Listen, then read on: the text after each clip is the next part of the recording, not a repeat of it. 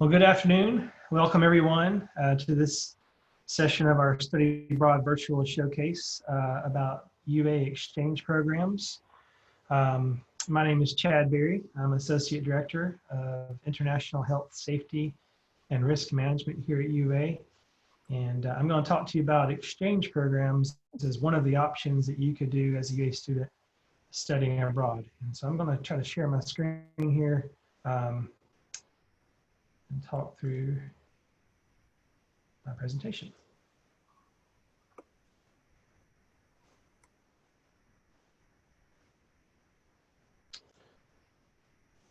Okay. All right, so if you've attended any of the other sessions in the showcase the last day or two, you might have attended a session by one of our faculty members leading a faculty-led study abroad program.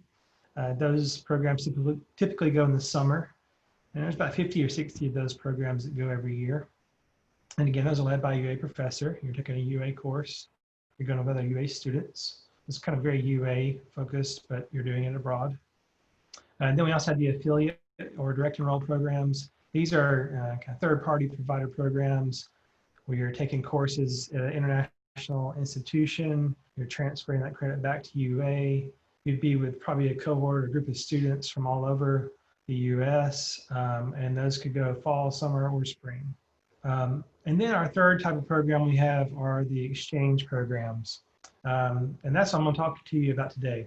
So you may have attended sessions about individual faculty-led programs, or individual affiliate programs, but I'm going to give you kind of a broad overview of exchange programs. We have about close to 30 exchange partners. So we couldn't do a session for each one, but we're going to do one that kind of covers the whole process for all of our exchanges. So to give an overview of the exchange programs, as I mentioned, we have about 30 partners around the world. And we call it exchange because these universities, they will send students here to UA while we send students there. So we exchange students for a semester, at least one semester. So exchange programs are a little bit longer term than some of the other programs. So faculty-led typically are kind of shorter term summer experiences, maybe a few weeks or a month. Affiliates can vary. There are some affiliate programs that can be up to a semester, but some of those are also shorter term. Exchanges, though, are always going to be a full semester, fall or spring semester. And so, and then also another thing about the exchange programs, I'm going to talk a little bit more about the distinctives of an exchange program on the next slide, but just to go ahead and mention that with the exchange program, you pay your tuition to UA, like you normally do, whatever that amount normally is. You would pay that tuition to UA. And if you have scholarships or financial aid that contributes towards your tuition, then those could kick in like they normally do. Another thing about the exchange program, there is a minimum GPA of 3.0 in order to apply for an exchange program. You do a UA application first with us. That includes a statement of purpose, includes a resume. You'd meet with your education abroad advisor. And I put more competitive question mark. You know, as I mentioned, there's a 3.0 minimum GPA. And sometimes we might have a number of students who are interested in one particular exchange program, and we might be limited in the number of students that the exchange partner will allow us to send there. So that's why I say it could be more competitive. It's not super competitive though. Usually if the student gets everything in on time, kind of does all of their application and kind of thinks ahead, most students are able to get their first choice of an exchange program. But every now and then we do have to go to student's second or third choice.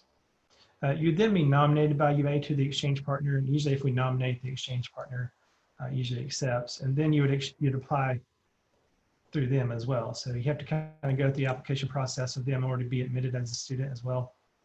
So that's kind of an overview of the process a little bit. I'm going to talk more about that here in just a second, but that's a kind of a broad overview of the exchange program.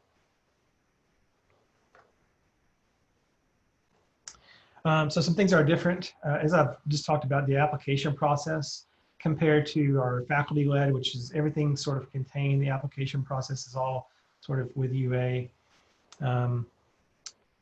With the exchange program, you're going to apply to but then you're also, after you're nominated by UA, you'll be accepted and then apply to the exchange partner. So there's 2 applications there.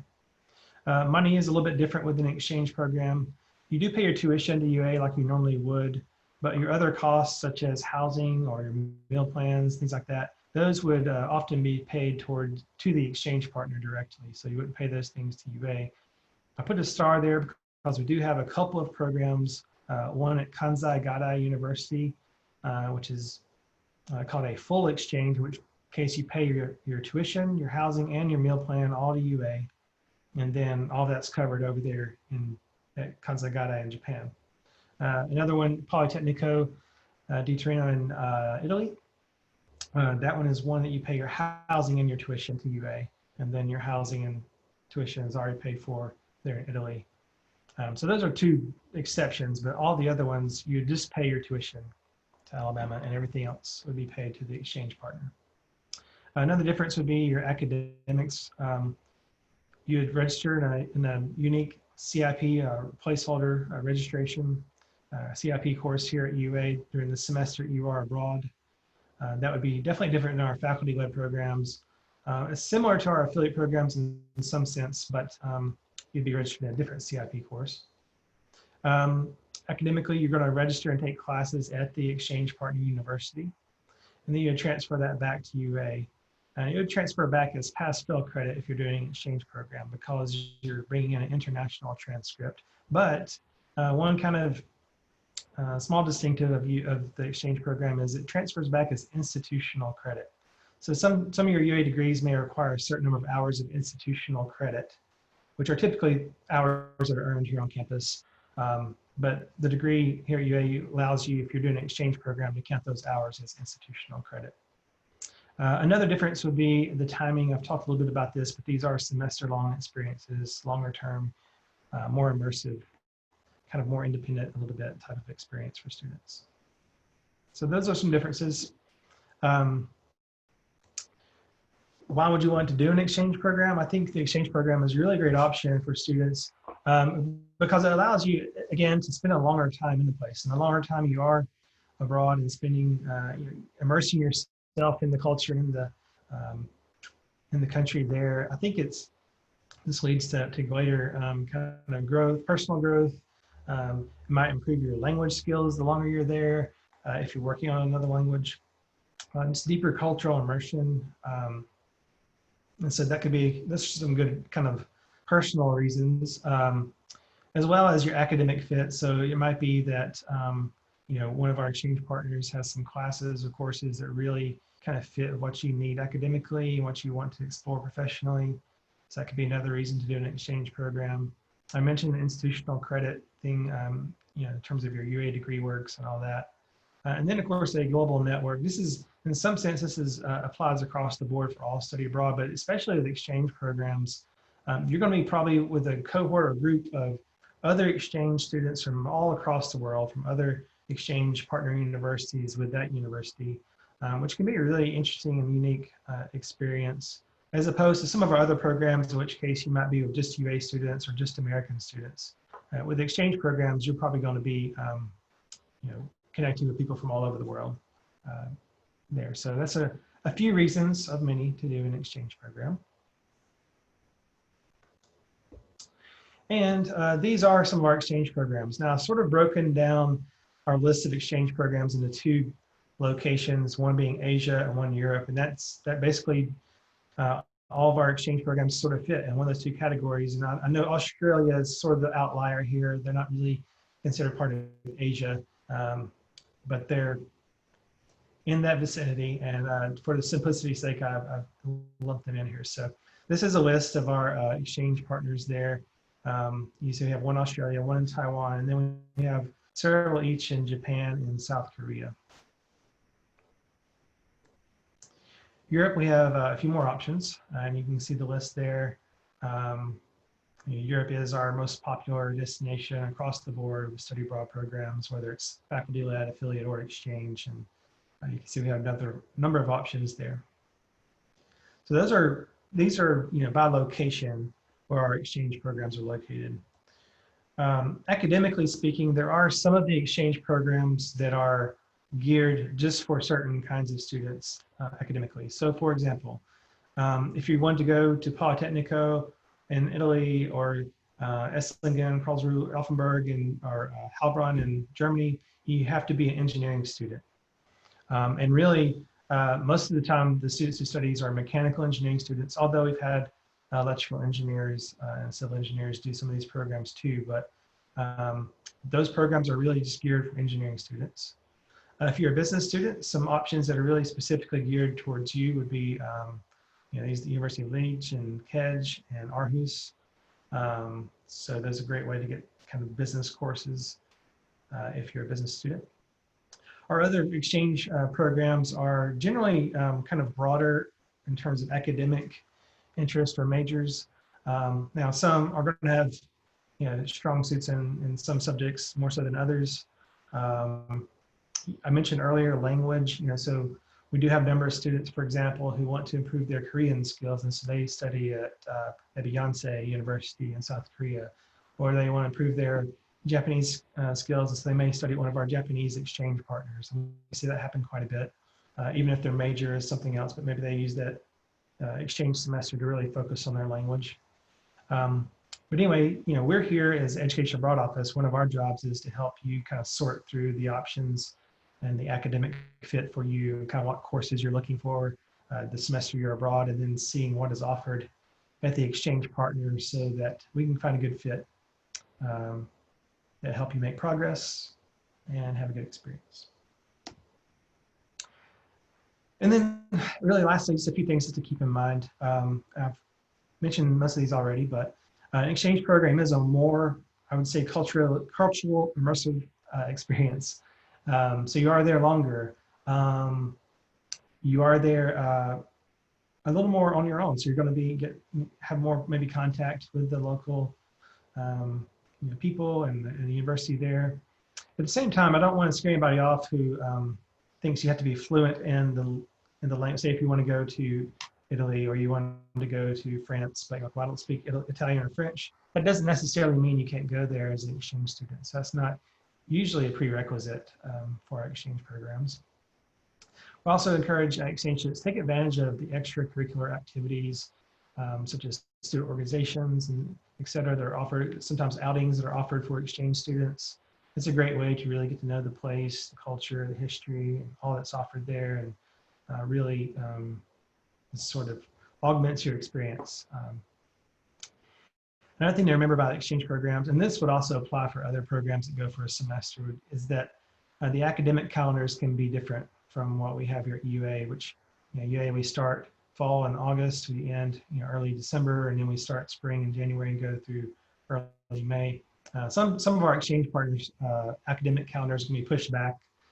For example, often in Japan, our exchange partners have sort of a March, July, spring semester. Spring semester in Europe, some of our exchange partners have a really long, like a month-long kind of break in the middle of the semester. So there's things like that that could be different. Just keep that in mind. Another thing that we have to remind students is that registration for classes could be much different and also much later than it would be here at UA. Here at UA, in a few weeks, you can go ahead and register for the spring semester. So we're talking 2-3 months ahead of time. At the exchange partner universities, sometimes it might be the week before classes start, before you're able to register. Now, hopefully, you'll have an idea of what you're going to try to take and the class schedule and all that before then. So you kind of have things mapped out. We also encourage you have some backups in case you need to go to your second or third choice, but still have something to help you in your degree. But that's something to keep in mind. Sometimes registration doesn't happen until you're there in the country. Assessment, academic culture in general could be quite different. Here in the US and at UA, sometimes maybe your classes, your grades built over a number of different assignments over the semester. Maybe you have 4 or 5 tests and weekly quizzes and essays and presentations. Now that could be the case in your classes you take in an exchange partner, but it also could be that your grades based on 1 or 2 tests or 1 essay at the end of the semester, something like that. That's not necessarily uncommon. So that could be differences in the grading and the academic culture at an institution, at a overseas or exchange partner institution.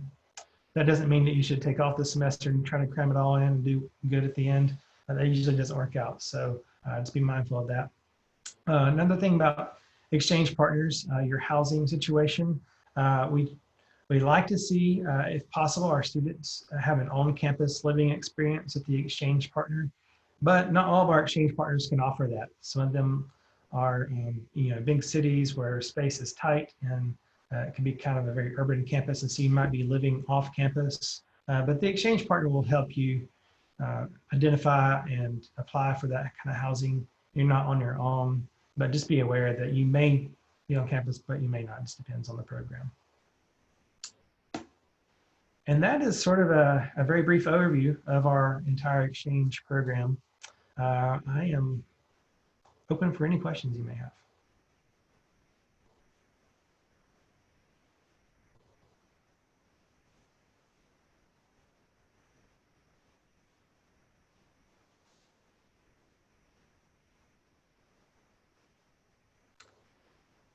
I mentioned the application process. It is a little more involved on the UA end than maybe our normal application. So it does involve the kind of a statement of purpose. It involves you getting recommendations from professors. And so for that reason, and also our exchange partners deadlines, the deadlines for our exchange programs are about a month earlier than our other programs. So for example, our spring exchange deadline, if you wanted to study abroad spring 2021, for example, our deadline is this Friday, September 18th. So usually for spring, the deadline is going to be mid-September. For fall, our deadline is usually going to be mid-February. And again, that's about a month earlier than our other study abroad program deadlines. So if you're interested in an exchange program, just be aware that it is an earlier application process. Hey, I have a quick question. Yeah.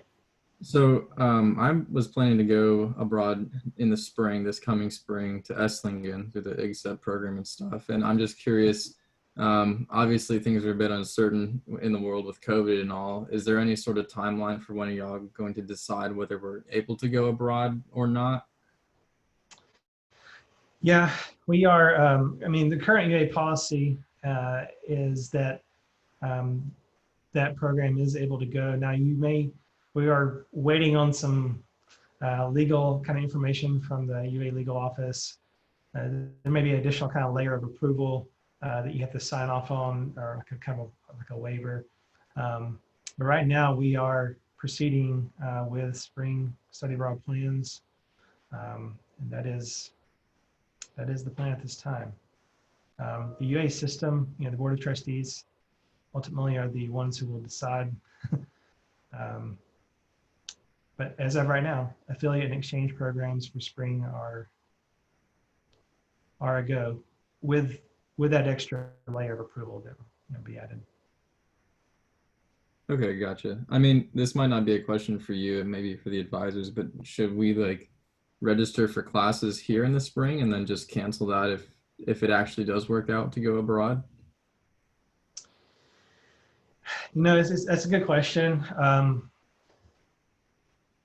That hopefully by the time registration rolls around in October, late October, we'll have a firmer grasp about the spring and kind of advice for registration.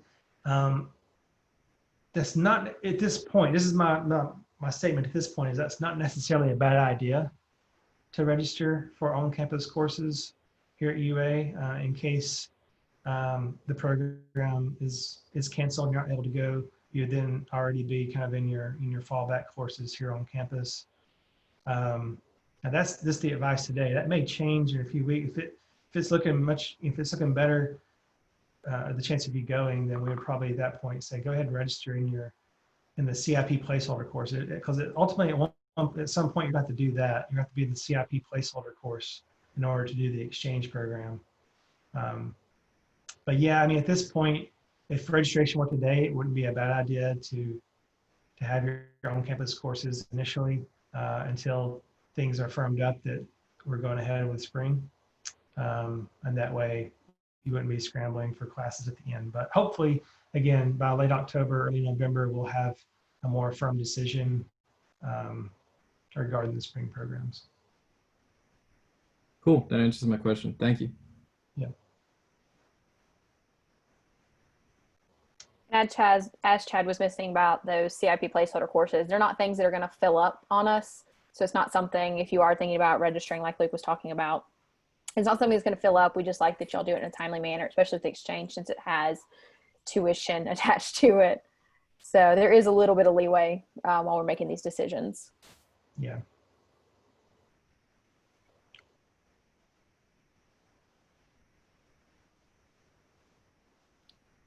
Chad, while we're waiting for other questions, what do you think our most popular exchange program is year in and year out? Yeah, good question. Probably in the last 2 or 3 years, I would have to say it's the University of Glasgow in Scotland. That one has been getting lots of interest. The QUT, Queensland University of Technology in Australia, also gets a lot of interest. Those would be two of the top one. Of course, Esslingen is a little bit different case. In terms of numbers, they've been our biggest one because that cohort of students that has been preparing for a couple of years for that experience. But yeah, in terms of the other ones, Glasgow and QUT. Yeah. Mary Eliza asked us, is there a place to see how people rated their experiences during the exchange programs? That's a great question and a great idea. Currently, not really. There's not like a way that you can see people, star ratings, anything like that. But if you are, what I will say is, if you're interested in a particular program, we can connect you with past alumni, past students who've gone to that program.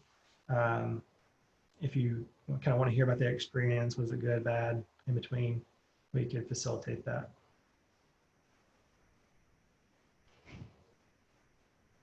You can also always look on our blog, BamaBloggersAbroad.com, and you can filter by exchange. Right now, our showcase is on top of it, so it won't be as easy for y'all to find it.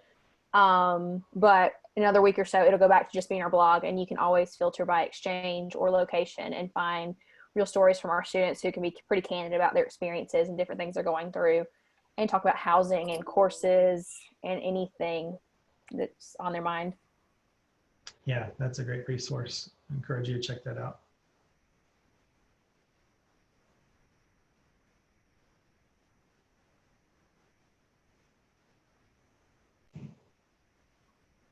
Something else I'll mention, just in terms of, I didn't really talk about it, in terms of the application process and preparation process, is there is an additional sort of orientation just for exchange students.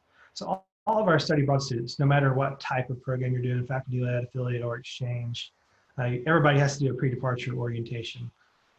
With the exchange students, we do an additional kind of exchange-specific pre-departure orientation, and that's just because with the exchange partner application, we're kind of more directly involved with your application and with the partner, whereas with an affiliate, they're going to be the ones kind of the middle person between the overseas institution and UA. With the exchange partners, no middle person, it's kind of us. So anyway, we go over some things that are really specific for you as exchange students. So there is an additional short pre-departure meeting, usually about a month after the application deadline.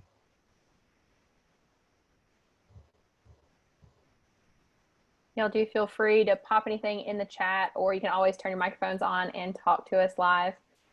I wanted to ask Chad, what do you think is a common hiccup? I wouldn't say problem, but just something that gets overlooked with the exchange process in particular that kind of caused a little bit of frustration maybe along the way that we could talk about and how to avoid?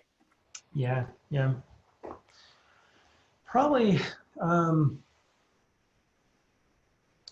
the two biggest ones, I kind of alluded to them. Probably the first one that popped into my mind was the housing question. That was my thought, was housing. And I do think that's something I would encourage students when you apply. Once you're nominated, Stay on top of any information you get from the exchange partner about housing. If they tell you our housing is limited and the application will open on October 10th at 8 a.m. Eastern time, then I would encourage you to be online at 8 a.m. Eastern time and apply. You know, I would just encourage you to, in terms of your housing, make sure you're really on top of that and don't sort of forget about that or put it off until I'll figure that out later. That's something you want to get lined up as soon as you can if possible. Because again, some exchange partners don't guarantee on-campus housing. They have a limited number of spots. And so you want to try to get a spot if you can. That would make your life a lot simpler. So you're not having to commute to campus or having, So that's one. And then the second one would be the course registration. Again, with it happening later, sometimes students, especially maybe they only got a few courses evaluated, and that's probably something else we could talk about as part of your preparation and application. You really should do the course equivalency process here at UA. And all this is explained in your application. We have workshops every Wednesday that talk about this, but you would select some of the courses that you might need to take at the exchange partner, get those evaluated for what the UA credit would be. And so you kind of know how they're going to count towards your UA degree.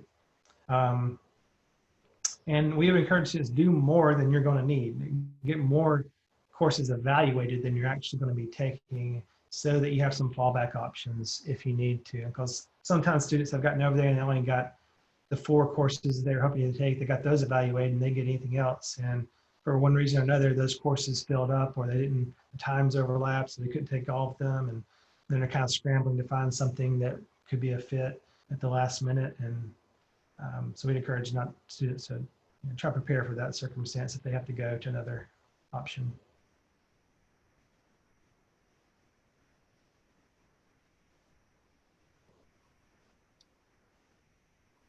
Just a few more minutes if anybody has any last minute questions. Yeah. I don't know, how about something fun? Chad, what's one of the exchange programs that you would like to visit next? Question. I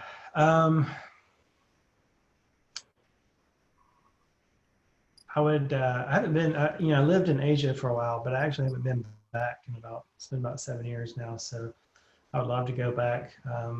I've never been to Japan though. So I'd like to go to maybe Kanzagadai or Chiba. Sounds very interesting. I did spend some time in Taiwan once, but I've never been to Fengjia University, so that would be cool. So we lived in China, so the Chinese culture, Chinese language connection there. So those are a couple that interesting to me. Australia sounds interesting too. The technology in the campus of QUT sounds very intriguing. Yeah, they have some cool stuff there, and it's right on the ocean as well, and that's fun.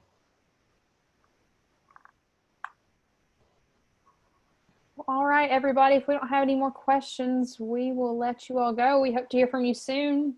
Yes. You can reach us at studyabroad@ua.edu for any email questions, and we will talk to you soon, we hope. All right. Thank you.